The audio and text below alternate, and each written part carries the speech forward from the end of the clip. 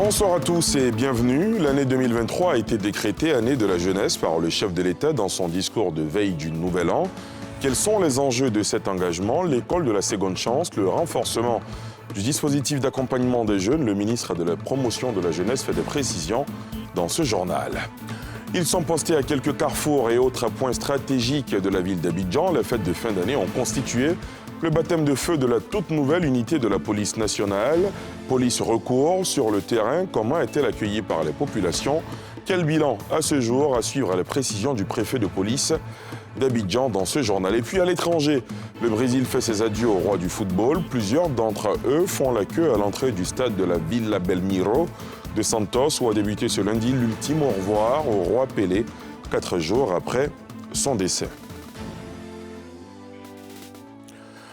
La tradition a été respectée. Au cours de son traditionnel discours à la nation de fin d'année, le président de la République a fait plusieurs annonces fortes. Alassane Ouattara a décrété l'année 2023 année de la jeunesse. Quels sont les enjeux de cet engagement? L'école de la seconde chance, le renforcement du dispositif d'accompagnement des jeunes. Comment va se matérialiser cette batterie de réformes au profit des jeunes Ivoiriens? L'une de nos équipes de reportage est allée à la rencontre du ministre de la Promotion de la jeunesse, Touré Mamadou. Il fait des précisions au micro de Mardoché Kwasi et Fulgence Kissiedou. À travers cette annonce, le chef de l'État engage son gouvernement à travailler au renforcement et à l'expansion des écoles de la seconde chance, l'amélioration de l'employabilité du système de formation professionnelle et universitaire, l'accélération de la construction d'infrastructures sportives et récréatives et le renforcement et l'encadrement du financement direct des projets jeunes. Une annonce qui vient donner plus d'envergure au système d'encadrement, de soutien de formation et d'insertion des jeunes déjà existants. Le chef de l'État a toujours accordé une importance donc, à la jeunesse depuis son arrivée aux affaires. Il a décidé cette année que le gouvernement, dans une coordination, puisse accentuer ses efforts en faveur donc, de ces jeunes. Toutes les demandes aujourd'hui ciblent aussi les jeunes et l'idée donc c'est de faire en sorte que ce ciblage des jeunes dans les politiques publiques se fasse de façon mieux coordonnée et soit amplifié pour impacter donc la jeunesse de notre pays. Il reviendra à tout le monde de faire en sorte que dans la mise en œuvre des politiques sectorielles, des initiatives, la jeunesse soit au cœur donc des priorités. Du côté du Conseil national de la jeunesse de Côte d'Ivoire, on encourage les jeunes à se rapprocher des structures compétentes à eux dédiées pour bénéficier des retombées de cette annonce qui va certainement améliorer leurs conditions de vie. Dédier une année exclusivement à la jeunesse, c'est une bouffée d'oxygène. Ce que nous allons demander, nous, au niveau du Conseil national des jeunes de Côte d'Ivoire, c'est de travailler à toutes les échelles, communales, départementales, régionales et au niveau national, pour que les jeunes aient accès à l'information et qu'ils se rendent à l'information, parce qu'il y a aujourd'hui une main tendue des pouvoirs publics, mais il faut que ces jeunes-là également, en toute responsabilité, se rapprochent des services publics en charge donc de l'employabilité, se rapprochent des services publics en charge de toutes les questions qui ont été égrenées pour pouvoir bénéficier convenablement de tout cela. Des jeunes qui se réjouissent que cette année leur soit dédiée. Ils espèrent toutefois en voir la matérialisation dans leur quotidien. C'est une belle initiative parce que les projets que nous avons depuis des années dans les tiroirs, nous allons pouvoir les voir financer en 2023. Donc vraiment, c'est une initiative que vraiment toute jeunesse devait applaudir. Si réellement ce projet est fait pour la jeunesse, il faudrait que nous sentions cette réalisation au niveau de la jeunesse. On espère que vraiment nous verrons les retombées. Nous attendons du gouvernement l'insertion socio-professionnelle de la jeunesse. Voilà. Pour certains qui ont le diplôme, il les encourage à véritablement passer des concours et pour certains qui véritablement ont des projets d'insertion, à aller peut-être s'inscrire à l'agence emploi jeune pour pouvoir déposer les différents projets. Et après étude de faisabilité, on peut les financer et on peut les accompagner. Selon le système des Nations Unies, est considérée comme jeune toute personne âgée de 15 à 24 ans.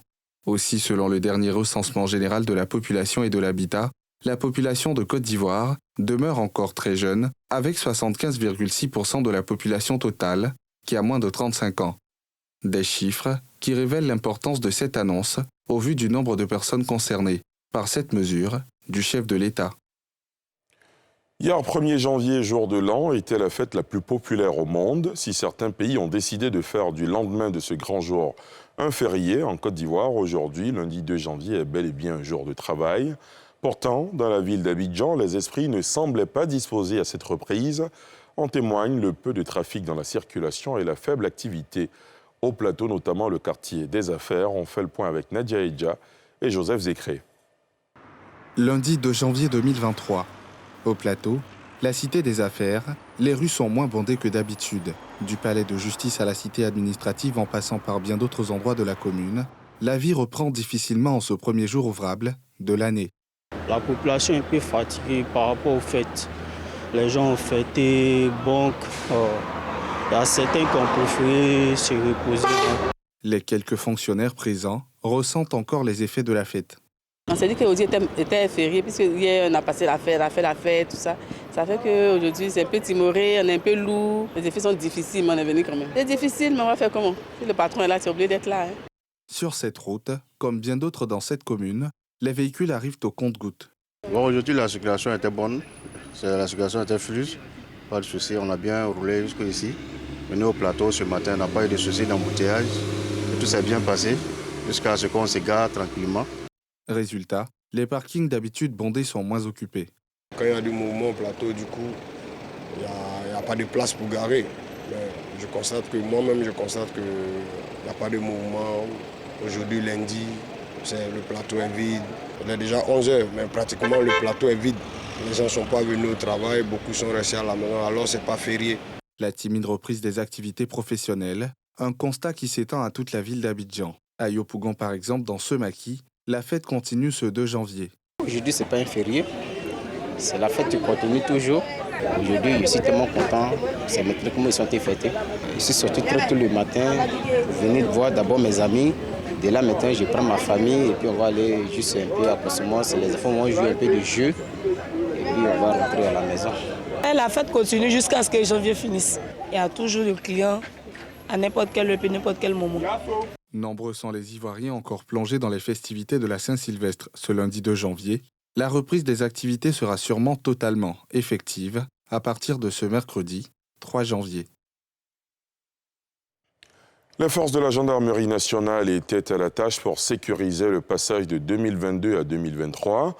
Durant le réveillon de la Saint-Sylvestre, le commandant supérieur de la gendarmerie nationale était sur le terrain pour insister sur les consignes à ses hommes, le maintien de l'esprit de cohésion notamment et de discipline au service de la patrie. Tiémé Dandje, Fulgence Kissiedou. Alors que ces hommes tiennent bien Abidjan, le commandant supérieur de la gendarmerie nationale met le cap sur l'intérieur du pays. Destination le lendemain, premier jour de l'an nouveau, l'escadron 2-6 de Dimbokro. Sur les rangs, les hommes des unités opérationnelles de la 6e Légion de gendarmerie mobile. Éprouvés par le décès de leur chef d'escadron, rappelé à Dieu 3 semaines auparavant, des suites d'une crise cardiaque. Au regard de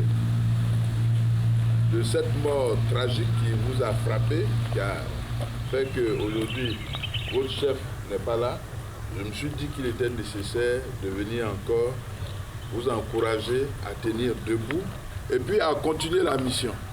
Malgré ce deuil, vous ne devez pas décrocher. Face à cette épreuve du voyage éternel de celui qui préparait une séance de prière, en réponse aux multiples accidents survenus au sein du détachement, l'hôte du jour édicte la conduite à tenir. Servir avec honneur et fidélité, de faire de sorte que la population soit satisfaite et que nous ayons conscience que nous ne travaillons pas pour nous-mêmes, mais nous travaillons pour la population, pour l'État de Côte d'Ivoire, pour les institutions républicaines. Cela nous commande de dormir peu, de travailler beaucoup. Pour que dans les campagnes, les gens dorment, dans les villages, qu'ils dorment tranquillement, sans crainte d'être agressés la nuit, d'être tués ou d'être dépouillés de leurs biens. Deuxième tableau de la descente sur le terrain, une rencontre de football militaire. Elle est soldée par la victoire de la première équipe, à laquelle le général de corps d'armée offre la victoire avec 3 buts. Dernier tableau, le champ militaire. Cette étape visant à déceler les traits de cohésion, de discipline, de solidarité et d'état physique de la troupe voit communier avec ses hommes l'officier général, venu à nouveau apporter le soutien de la hiérarchie aux éléments le premier jour du Nouvel An. Vous le savez, lors de ces occasions solennelles d'adresse à la nation, le chef de l'État ne manque pas d'occasion de gracier et offrir une seconde chance aux détenus inculpés pour des délits dits mineurs. La pratique a encore été respectée cette année. Le président Ouattara a annoncé la libération d'environ 8000 prisonniers qui sont les concernés par cette grâce présidentielle. L'éclairage de Salif Yalekwe et Rick Kimou. Conformément à la Constitution, j'ai signé un décret accordant une grâce collective à environ 2000 personnes condamnées pour des infractions mineures. J'ai en outre signé un décret accordant une remise gracieuse de peine à environ 6000 condamnés, dont le reliquat de la peine à purger est inférieur ou égal à 3 ans, à l'exclusion des infractions graves et des crimes de sang. Samedi 31 décembre 2022, le chef de l'État annonçait à l'occasion de son discours de Nouvel An 2023 une grâce collective à environ 2000 personnes condamnées pour des infractions mineures et une remise gracieuse à 6000 condamnés. Pour en savoir davantage sur ceux et celles qui sont concernés par la mesure, nous avons rencontré l'avocat Maître Issouf Meïté. Les infractions sont réparties en 3 catégories selon leur gravité. Il y a ce qu'on appelle la contravention. C'est généralement les infractions mineures qui donnent lieu à une condamnation par le paiement d'une amende. Maintenant, il y a les délits. Les délits sont les infractions un peu plus graves que la contravention qui donnent lieu à des condamnations par des peines d'emprisonnement et des amendes. Maintenant, il y a des crimes. Ce sont des infractions extrêmement graves. L'amnistie même est différente de la grâce présidentielle. L'amnistie permet d'effacer, de supprimer la peine d'emprisonnement. C'est-à-dire que c'est comme si l'infraction n'a jamais existé. Or, la grâce présidentielle supprime la peine, mais ne supprime pas la peine dans le casier judiciaire. L'amnistie émane de la loi, c'est-à-dire que c'est les parlementaires, les députés qui prennent des lois d'amnistie. Alors que la grâce présidentielle, c'est une prérogative du président de la République qui lui permet de prendre cette décision-là par décret. Les infractions mineures, ce sont des petites infractions qui n'ont pas eu de dommages graves par rapport à l'ordre social qui a été troublé. Maintenant, les infractions les plus graves, c'est-à-dire les crimes de sang. Les crimes de sang, c'est quoi? C'est ceux qui ont commis des actes criminels, c'est-à-dire qui ont assassiné, qui ont tué, qui ont commis des meurtres, ou ceux qui sont impliqués dans des actions terroristes, ou ceux qui ont porté atteinte à l'intégrité du territoire à travers des armes et autres là, et qu'il y a eu des morts et que le sang a été versé. Voilà, donc ça, ce sont des crimes de sang. Donc ceux qui ont commis ces crimes graves-là, généralement, ils ne sont pas concernés par la grâce présidentielle. La mise en œuvre de ces 2 mesures devrait conduire à la mise en liberté de près de 8000 personnes.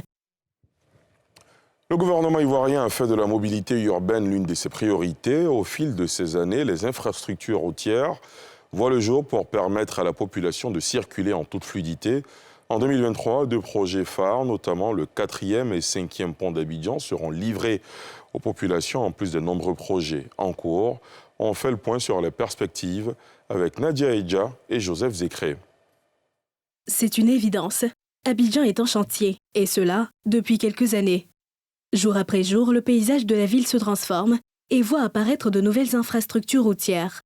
Entre les communes du Plateau et de Cocody, un pont à haubans, le premier de toute l'Afrique de l'Ouest francophone, est en passe de voir le jour pour le grand bonheur des usagers. Les communes de Yopougon, Adjamé et Atekoubé ne sont pas en marge de cette modernisation. Lancé en 2018, le 4e pont est sorti de terre et pourrait être livré dans le courant de l'année 2023. Hors d'Abidjan, à l'intérieur du pays, le train du développement des infrastructures poursuit sa lancée. La route de la Côtière, d'un linéaire de 353,5 km, sera mise en circulation au cours de cette année 2023. Au niveau du Grand Centre, après l'inauguration de l'autoroute Yamoussoukro-Thiébissou en 2022, la partie allant de Thiébissou à Boaké sera livrée dans le courant du 2e semestre de l'année qui s'ouvre.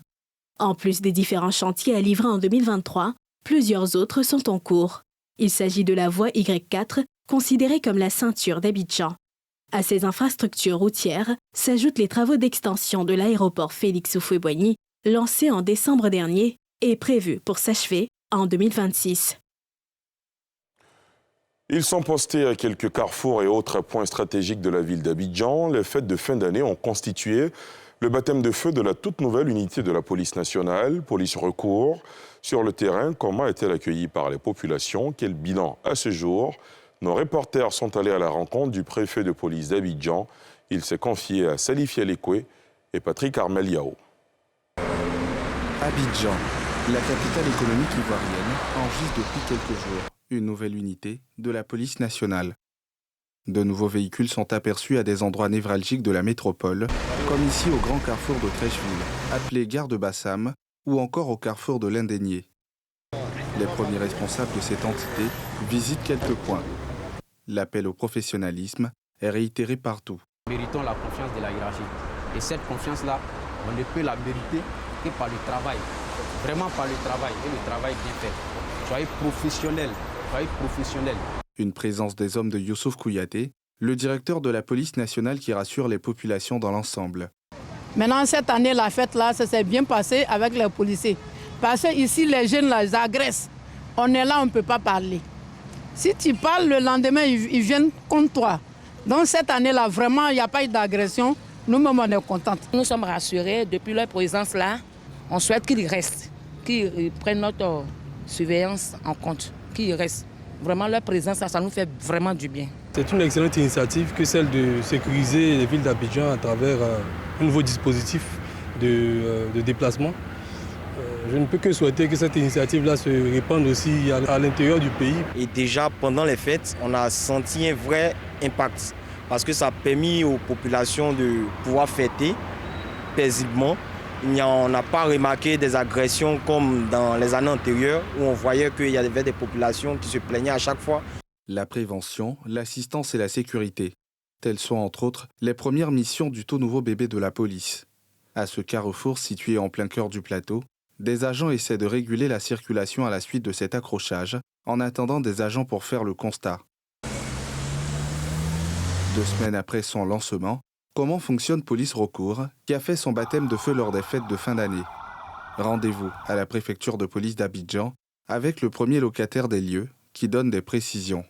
Elle a été déployée à plusieurs carrefours de certaines communes d'Abidjan, qui sont des passages obligés pour pouvoir être aux côtés des populations en détresse. C'est un dispositif d'alerte, en ce sens qu'elle doit d'abord prévenir, aider et assister les populations. C'est aussi une manière de raccourcir les délais d'intervention.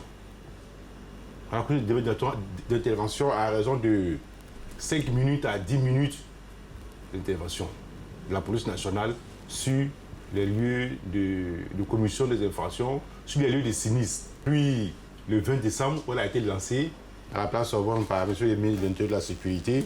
Elle a eu à faire 249 interventions. Après la phase pilote, l'unité sera déployée dans toutes les communes d'Abidjan, puis sur toute l'étendue du territoire national.